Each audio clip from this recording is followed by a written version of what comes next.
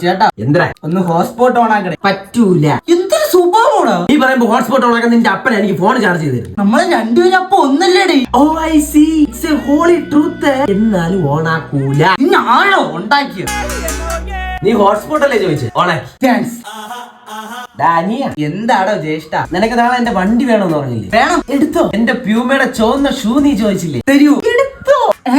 അല്ല എന്തിനാണ് ഈ കുറുണ? കീർത്തി, നിന്റെ കോളേജിൽ പഠിക്കുന്ന കീർത്തി, അവൾ ചേട്ടൻ സെറ്റ് ചെയ്താടാ. സെറ്റ് ആകണോ? ഓ, മോഞ്ചിക്കൊണ്ടിരിക്കത്തേ ഉള്ളൂ.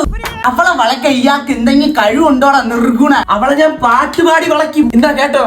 സഹാറ സാരൽ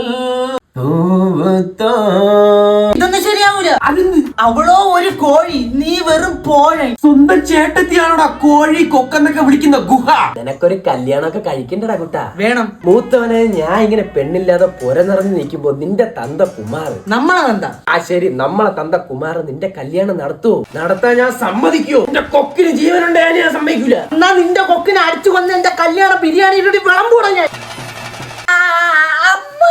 നിന്നെക്കാളി രണ്ടോണം കൂടുതൽ ഉണ്ടവനാടായി ഞാൻ.